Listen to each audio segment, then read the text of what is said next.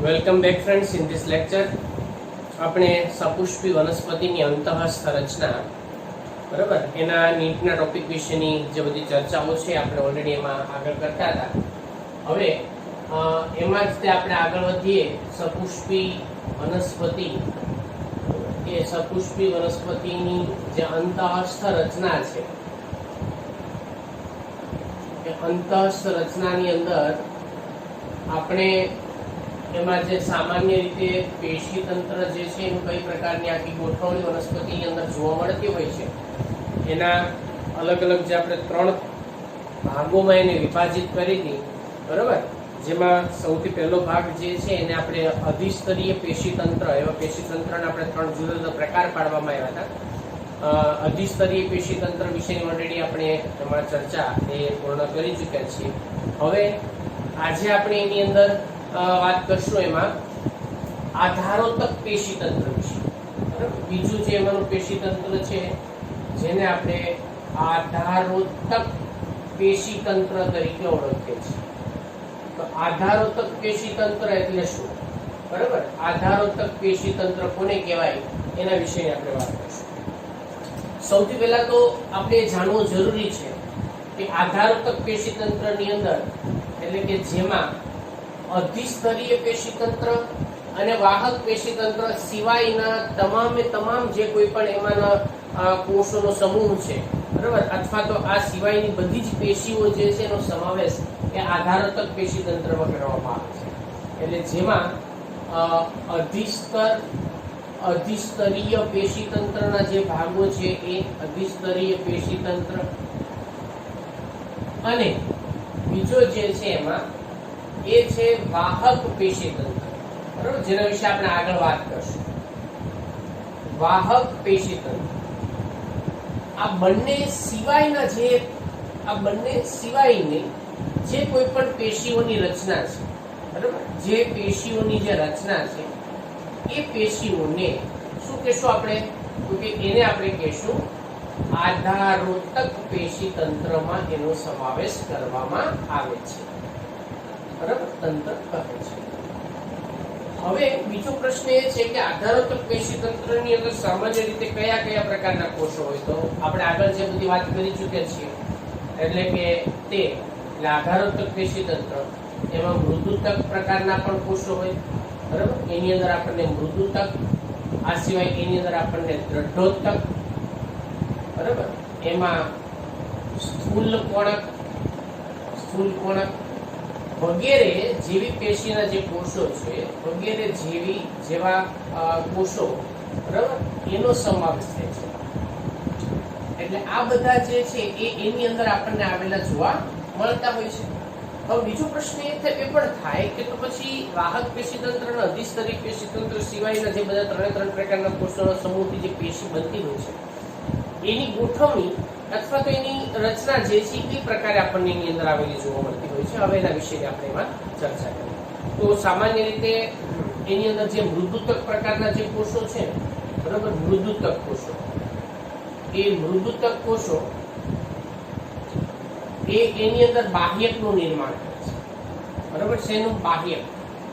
તો એ બાહ્યકનું નિર્માણ એમાં આપણને થતું જોવા મળે છે.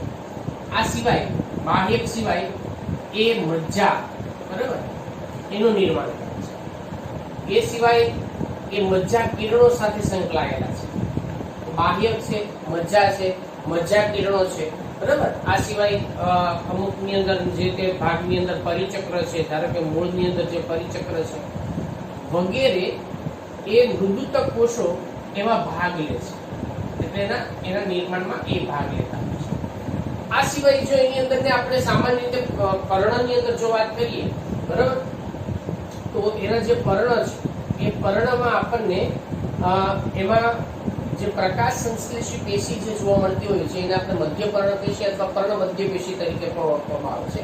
અને એ આધારોતક પેશી તંત્ર જે છે એમાં પર્ણમાં એ પર્ણ મધ્ય પેશીની રચના જોવા મળે છે. પર્ણ મધ્ય પેશી કહેવાય એને. અને આ પર્ણ મધ્ય પેશી, બરાબર, જે મૃદુતકીય પાતળી દિવાલવાળા, બરાબર, પાતળી દિવાલવાળા અને બીજું હરિતકણ યુક્ત, એમાં હરિતકણનો સમાવેશ થાય છે. હરિતકણ યુક્ત, બરાબર, પાતળી દિવાલ વાળા, મૃદુતકીય પાતળી દિવાલ વાળા હરિતકણ યુક્ત જે કોષો છે એ કોષોનો સમાવેશ થાય છે. સમાવેશ થાય છે. એની ગોઠવણી બે પ્રકારની પાછી, બરાબર, જેમાં લંબોતક કોષો, એને લંબોતક કહેવાય, લંબોતક કોષો અથવા લંબોતક પેશી, અને બીજા કોષોની ગોઠવણી શિથિલ રીતે થયેલી હોય એટલે એને આપણે શિથિલોતક પેશી, બરાબર. આ બંને પ્રકારની જે પેશી છે એ પેશીની હાજરી, બરાબર, એ દ્વિદળી પર્ણ જે છે, દ્વિદળી પર્ણમાં જોવા મળે છે. દ્વિદળી પર્ણમાં હોય છે. જ્યારે એકદળી પર્ણ હોય ને, એકદળી વનસ્પતિનું જે પર્ણ છે, એકદળી વનસ્પતિના પર્ણમાં માત્ર ને માત્ર, બરાબર, શિથિલોતક કોષો જ આવેલા હોય છે. એમાં માત્ર શિથિલોતક પેશી જ આવેલી હોય છે, બરાબર. એમાં માત્ર શિથિલોતક પેશીની જ હાજરી એની અંદર આપણને એમાં જોવા મળે છે. તો આ પ્રકારની જે લાક્ષણિકતા છે એ લાક્ષણિકતા સામાન્ય રીતે આપણને એની અંદર આવે છે. હવે એની જે આધારોત્તક પેશી તંત્રની અંદર જે સિક્વન્સ આપણને જે જોવા મળે છે કોષોની કે પેશીઓની જે કોઈ પણ મૂળ પ્રકારના જે પર્ણમાં જે ગોઠવણી છે એની અંદર, તો સૌથી પહેલા અધિસ્તરીય પેશી તંત્ર ઉપરના ભાગે આવ્યું. યાદ રાખજો, આ સિક્વન્સ સૌથી પહેલા હોય અધિસ્તરીય પેશી તંત્ર.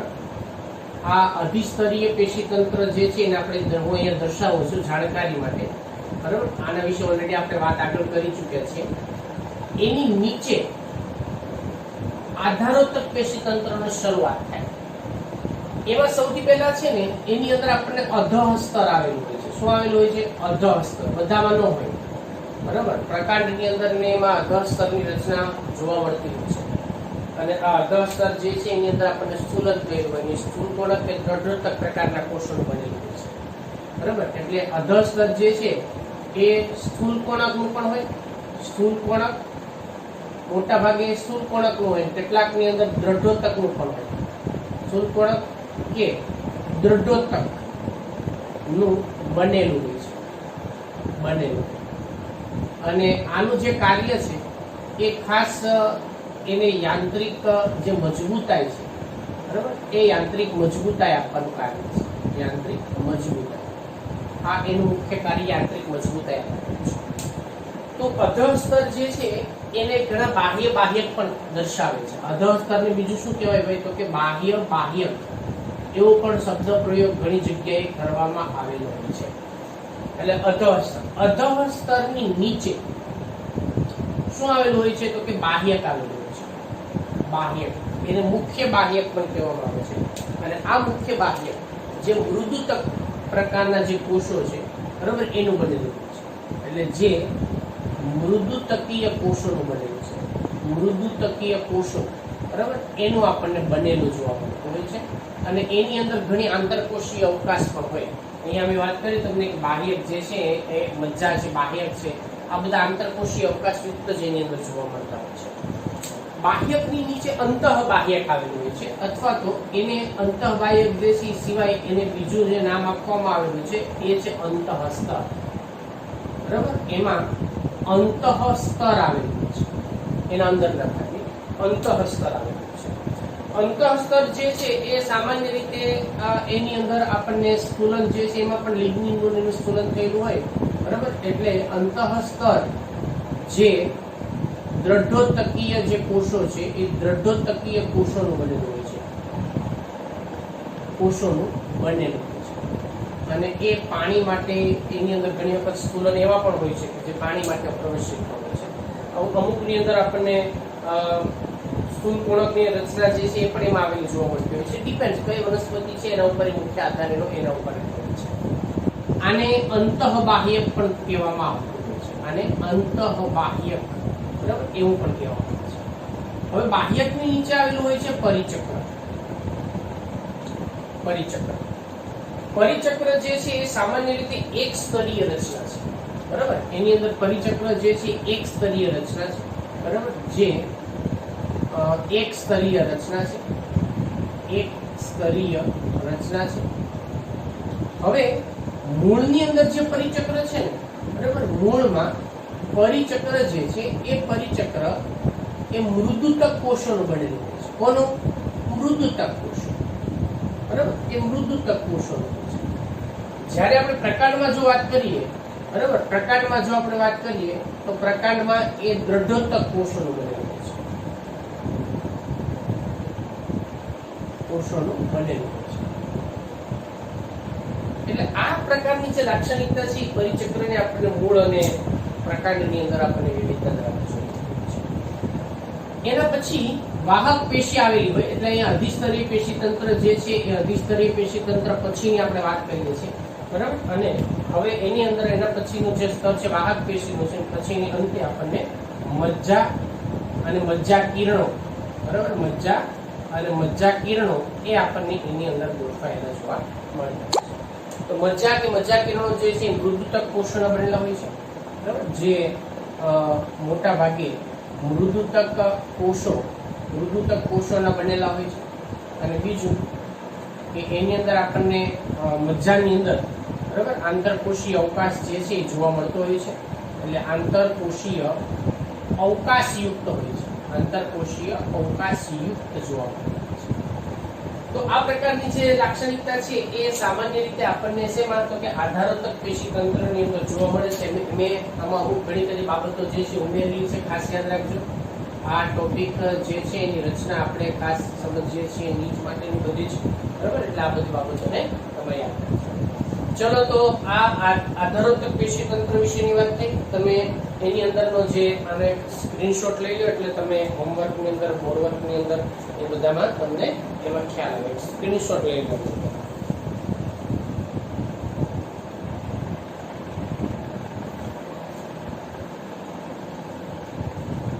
ચાલો બાળકો, હવે એના પછી આપણે આધારોતક જે પેશી તંત્રની વાત કર્યા પછી ત્રીજી અમારી જે છે એ છે વાહક પેશી તંત્ર, બરાબર. એને આપણે વેસ્ક્યુલર ટિશ્યુ સિસ્ટમ તરીકે ઓળખીએ છીએ. વાહક પેશી તંત્ર, વાહક પેશી તંત્રની અંદર જટિલ પેશીની અંદર જટિલ પેશી જે છે જલવાહક અને અનવાહક એ ભેગા મળી અને જે પેશી તંત્ર બનાવે એને વાહક પેશી તંત્ર તરીકે ઓળખવામાં આવે છે, બરાબર. એટલે કે જેમાં જટિલ પેશી, બરાબર, જટિલ પેશી જલવાહક અને અન્નવાહક, બરાબર, જલવાહક અને અન્નવાહક આ બંનેનો સમાવેશ થાય છે. એટલે જલવાહક અને અન્નવાહક જે છે એનો સમાવેશ થાય છે, અને આ બંનેની સંયુક્ત રચનાથી, બરાબર, એ બંનેની સંયુક્ત રચનાથી કોની જલવાહકની અને અન્નવાહકની આ બંનેની જે સંયુક્ત રચના છે એ સંયુક્ત રચનાથી વાહીપુલનું નિર્માણ થાય છે. શેનું નિર્માણ થાય છે? વાહીપુલ, બરાબર. વેસ્ક્યુલર બંડલ, વાહીપુલ, આ યાદ રાખજો ખાસ. વાહીપુલનું નિર્માણ થાય છે. એટલે જલવાહક અને અન્નવાહક સંયુક્ત રીતે વાહીપુલનું નિર્માણ કરે છે, બરાબર. આ બાબત જે છે ખાસ યાદ રાખજો. વાહીપુલ એટલે શું? તો કે જલવાહક અને અન્નવાહકની બનેલી સંયુક્ત રચના એને વાહીપુલ તરીકે ઓળખવામાં આવે છે. હવે આ વાહીપુલ જે છે એના પ્રકારો વિશે આપણે એમાં વાત કરીએ કે વાહીપુલના કયા પ્રકારો છે. વાહક પેશીમાં જે વાહીપુલ છે એ વાહીપુલના પ્રકારો. તો વાહીપુલ જે છે એના મુખ્યત્વે બે પ્રકારો છે. એની ગોઠવણીના આધારે આ પ્રકારો જે આપણે વાત કરીએ છીએ એ વનસ્પતિમાં તેની ગોઠવણીના આધારે, બરાબર, વનસ્પતિમાં એની જે ગોઠવણી કઈ પ્રકારે થયેલી છે એ ગોઠવણીના આધારે આ બધા પ્રકાર જે છે મુખ્યત્વે એ એમાં આપવામાં આવતા હોય છે.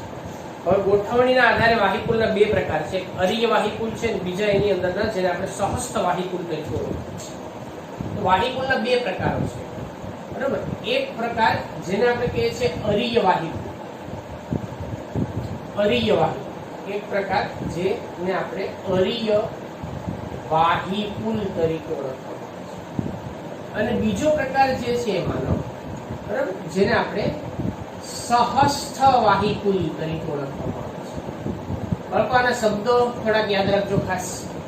અહીંયા અરીય વાહિકુલ એટલે શું? તો કે એક પછી એક પેશીઓની ગોઠવણ, એટલે જલવાહક, અનવાહક, પાછો જલવાહક, પાછો અનવાહક, પાછો જલવાહક, પાછો અનવાહક, એટલે જેમાં જલવાહક અને અનવાહક એકાંતરે ગોઠવાયેલા હોય છે, બરાબર? એટલે આપણે એને અરીય વાહિકુલ જે છે અરીય વાહિકુલ તરીકે ઓળખવામાં આવે છે।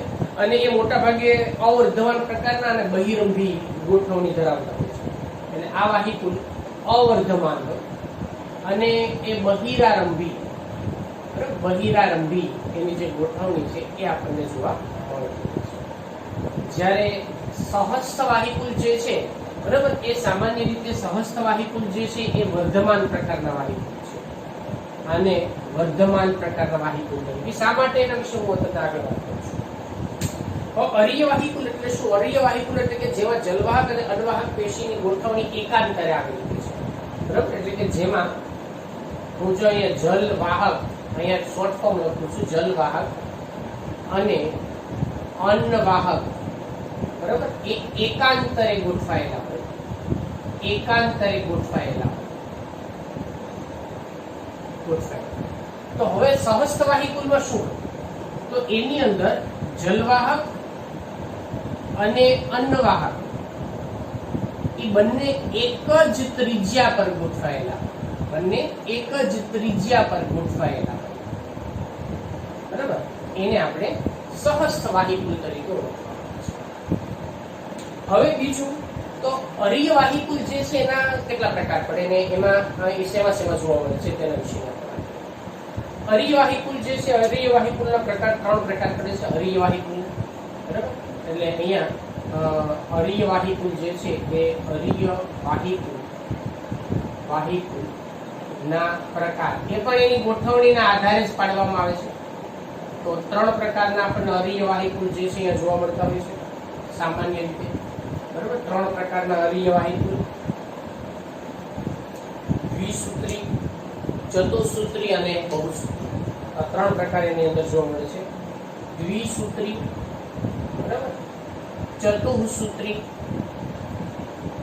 અને બહુસૂત્રી। હવે આ જે દ્વિ એટલે તમને ખ્યાલ આવી ગયો કે એમાં 2 જલવાહક અને 2 અનવાહક વાહિકુલની અંદર, બરાબર? તો આ ગોઠવણી કઈ રીતે હોય? ધારો કે આ એક વાહિકુલની રચના છે, આ વાહિકુલની અંદર અહીંયા હું એક ત્રિકોણાકાર રચના બતાવું છું, બરાબર? ત્રિકોણાકાર રચના એ જલવાહક છે, જલવાહક। એક હું ગોળ રચના બતાવું છું, એ અન્નવાહક છે, યાદ રાખજો। તો અહીંયા પાછો ત્રિકોણ, અહીંયા પાછું ગોળ, તો શું થયું જુઓ તમે રચના, એક ત્રિકોણ, એક ત્રિકોણ એટલે જલવાહક, પછી અનવાહક, પાછી જલવાહક, પાછી અનવાહક, પાછી જલવાહક, એકાંતરે ગોઠવાયેલા છે, અરીય એકાંતરે ગોઠવાયેલા છે। દ્વિસૂત્રીય એટલે 2 જલવાહક અને 2 અનવાહક, 2 જલવાહક અને 2 અન્નવાહક। આ પ્રકારની જે ગોઠવણી છે સામાન્ય રીતે ત્રિઅંગી વનસ્પતિ અને અનાવૃત બીજધારી વનસ્પતિમાં જોવા મળે છે। ઉદાહરણ તરીકે, બરાબર, આ ત્રિઅંગી વનસ્પતિ જે છે, ત્રિઅંગીમાં અને અનાવૃત બીજધારી વનસ્પતિ, બરાબર, એની અંદર આપણને જોવા મળે છે। હવે બીજી આપણે વાત કરીએ ચતુસૂત્રી, તો ચતુસૂત્રી પ્રકારની જે રચના છે એ સામાન્ય રીતે આપણને સૂર્યમુખી મૂળની અંદર જોવા મળતી હોય છે। એની ગોઠવણી કઈ પ્રકારની હોય જોઈએ? તો આની અંદર આ પ્રકારે ધારો કે વાહિકુલ છે, ચતુસૂત્રી એટલે કે અહીંયા જલવાહક, બરાબર, અહીંયા જલવાહક, પાછી અનવાહક, ફરીવાર જલવાહક, ફરીવાર અનવાહક, ફરીવાર જલવાહક, ફરીવાર અનવાહક, ફરીવાર જલવાહક અને ફરીવાર અનવાહક। હવે જુઓ, હવે જલવાહક અને અનવાહક, બરાબર, જલવાહક કેટલા છે? 4, 1 2 3 4, અનવાહક 1 2 3 4। તો આની અંદર શું કહેવાય? શું કહેવાય? ચતુસૂત્રી। અહીંયા કેટલા છે? 2 2, તો દ્વિસૂત્રી, સંખ્યા ઉપરથી યાદ રાખજો। તો આની અંદર 4 જલવાહક, બરાબર, 4 જલવાહક અને 4 અનવાહક। આ પ્રકારની રચના મેં તમને હમણાં કીધું એમ કે શેમાં જોવા મળશે? તો કે સૂર્યમુખી જે છે એના મૂળમાં જોવા મળશે। ઉદાહરણ યાદ રાખજો, આની અંદર ઉદાહરણ તરીકે આવશે સૂર્યમુખી મૂળ, બરાબર, આમાં ઉદાહરણ આવશે સૂર્યમુખી મૂળ. ચલો હવે એના પછી બહુસૂત્રી એટલે 4 કરતા વધારે, પછી 5 હોય 6 હોય કે વધારે હોય, બરાબર, એ આપણને મકાઈ જે મૂળ છે એની અંદર જોવા મળે છે. બહુસૂત્રી રચના કહેવાય. એમાં આ પ્રકારની આપણને રચના જે છે જોવા મળે છે. ધારો કે આ એની અંદરનું વાહિપુલ છે, બરાબર. એક જલવાહક, બીજો અન્વાહક, ત્રીજો જલવાહક, ચોથો અન્વાહક, પાછો જલવાહક, પાછો અન્વાહક, પાછો જલવાહક, પાછો અન્વાહક, પાછો જલવાહક, પાછો અન્વાહક. તો કોઈ 4 કરતા વધારે, બરાબર. એટલે એની અંદર આપણને 4 કરતા વધારે શું કે જલવાહક અને અન્વાહક. આ આપણને મકાઈ મૂળ જે છે એની અંદર આ પ્રકારની ગોઠવણી એની અંદર જોવા મળતી હોય છે. ઉદાહરણ તરીકે આપણે એમાં મકાઈ મૂળ જે છે એના વિશે વાત કરીએ. મકાઈ મૂળ એમાં આ પ્રકારની ગોઠવણી. તો આને અરીય વાહિપુલ તરીકે ઓળખવામાં આવે છે. હવે આપણે વાત કરીશું એની અંદર સહસ્ત વાહિપુલ જે છે એ કોને કહેવાય એના વિશેની આપણે વાત કરીએ. સહસ્ત વાહિપુલ એટલે જલવાહક અને અન્વાહક એક જ ત્રિજ્યા ઉપર આવેલા હોય, બરાબર. એટલે ભેગા આવેલા હોય, જુદા જુદા ન હોય, એક જ ત્રિજ્યા ઉપર. આ જુદી જુદી ત્રિજ્યા ઉપર થયા જલવાહક અને અન્વાહક, બરાબર. અહીં એક જ ત્રિજ્યા ઉપર આવેલા હોય. એના સામાન્ય રીતે 3 પ્રકાર પાડવામાં આવે છે. સમકેન્દ્રિત, એક પાર્શ્વસ્થ અને ઉભય પાર્શ્વસ્થ, બરાબર. એના 3 પ્રકાર છે. તો આની અંદર પણ એના 3 પ્રકાર છે. તો એમાં એક છે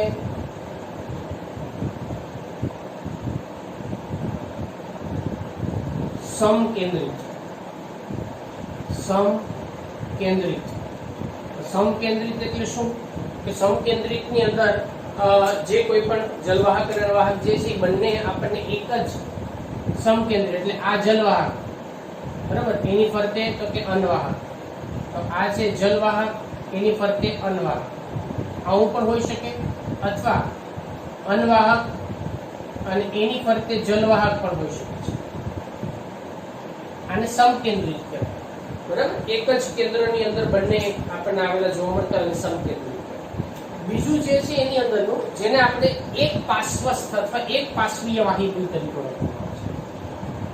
એક પાર્શ્વસ્થ, બરાબર. અને આપણે એક પાર્શ્વસ્થ વાહિપુલ તરીકે ઓળખવામાં આવે છે. હવે એક પાર્શ્વસ્થ હોય તો એની અંદર સામાન્ય રીતે એના 2 પ્રકાર છે. પાર્શ્વસ્થ એટલે શું તો કે એક બીજાની એક બાજુએ આવેલા હોય. એના 2 પ્રકાર છે. વર્ધમાન, બરાબર, અને અવર્ધમાન. હવે વર્ધમાન એટલે શું સમજશે? ધારો કે આ વાહિપુલ છે આખો, બરાબર. અહીંયા જલવાહક પેશી ઉપરના ભાગે છે, જલવાહક પેશી. આ જલવાહક છે, નીચે અન્વાહક છે, આ અન્વાહક છે. એની વચ્ચે એધાની હાજરી નથી હોતી. આની વચ્ચે એધાની હાજરી નથી હોતી. એટલે આની વચ્ચે એધા ન હોય, બરાબર. જો એધા હોય, વર્ધમાન છે, એની વચ્ચે એક વર્ધનશીલ પેશી આવેલી હોય અને એ વર્ધનશીલ પેશીનું નામ છે એધા, બરાબર. એની વચ્ચે એધાની હાજરી જોવા મળે છે. આ છે એધા. તો જલવાહક અને અન્વાહકની વચ્ચે શું આવેલું હોય છે તો કે એધા આવેલું. તો એનો વર્ધમાન. એધા ન હોય તો અવર્ધમાન કહેશું. કેમ કે એધા એ દ્વિતીય વૃદ્ધિ સાથે સંકળાયેલી છે. કઈ? દ્વિતીય વૃદ્ધિ. ધારો કે આ એની અંદર એધા ન હોય, આ રીતની હોય, એધા ગેરહાજર હોય, બરાબર. ઉપરના ભાગે જલવાહક હોય, નીચેના ભાગે અન્વાહક હોય, અને આમાં એધા હાજર છે એટલે એધા હાજર એટલે વર્ધમાન. આમાં એધા ગેરહાજર, બરાબર, એટલે આપણે એને અવર્ધમાન. વર્ધમાન એટલે વર્ધનશીલ પેશીની હાજરી તો વર્ધમાન, ગેરહાજર તો અવર્ધમાન એવું કહી શકાય. અને એનો જે ત્રીજો પ્રકાર છે એને આપણે ઉભય પાર્શ્વસ્થ તરીકે ઓળખવામાં આવે છે, બરાબર. એને આપણે ઉભય પાર્શ્વસ્થ. ઉભય પાર્શ્વસ્થ એટલે શું? આને દ્વિપાર્શ્વસ્થ પણ કહેવાય. આ વાહિપુલની અંદર શું હોય તો ભાઈ એક વખત જલવાહક, પાછું અન્વાહક અને પાછું જલવાહક હોય. એટલે આની અંદર જલવાહક, અન્વાહક અને પાછું જલવાહક, આ રીતે, બરાબર. જલવાહક, અન્વાહક અને પાછું જલવાહક. તો 2 વખત જલવાહકની વચ્ચે અન્વાહક હોય એટલે એનો ઉભય પાર્શ્વસ્થ કહેવાય. એક બાજુ જલવાહક, એક બાજુ અન્વાહક, તો એને એક પાર્શ્વસ્થ. આ બંને બાજુએ અન્વાહકની બંને બાજુએ જલવાહક છે, અહીંયા અન્વાહકની એક બાજુએ જલવાહક છે. તો આ રીતે પણ જે વાહિપુલ જે છે, વર્ધમાન પેશી જે છે, વર્ધમાન પેશી, બરાબર, જો હાજર હોય તો એને વર્ધમાન વાહિકુલ કહેવાય, ગેરહાજર હોય તો વર્ધમાન વાહિકુલ કહેવાય. અને આ રીતે આખી પ્રકારની જે રચના છે એ આપણે વાહક પેશી તંત્ર વિશેની વાત કરી. વાહક પેશી તંત્ર એટલે મુખ્યત્વે મૂળભૂત રીતે વાહિકુલ, બરાબર. વાહિકુલ શેનું બનેલું છે ભાઈ? તો કે વાહિકુલ જલવાહક અને અન્નવાહકની સંયુક્ત રચના છે, એની સંયુક્ત રચના છે. અને એના આધારે એના જે અલગ અલગ પ્રકારની જે ગોઠવણીના આધારે એના પ્રકાર જે છે આ રીતે પાડવામાં આવતા હોય છે. બાળકો અહીંયા આપણે એના જે પેશી તંત્ર છે એના વિશેની ચર્ચા પૂર્ણ કરીએ છીએ. અધિસ્તરી, આધારોતક અને વાહક પેશી તંત્ર. આગળના નેક્સ્ટ અને પછીના લેક્ચરમાં બરાબર એની અંદર આપણે એમાં જે મૂળ પ્રકાંડ પર્ણ એમાં કઈ કઈ પ્રકારનું આયોજન એકદળી દ્વિદળી વનસ્પતિમાં જોવા મળતું હોય છે એના વિશેની ચર્ચા આગળ કરશું.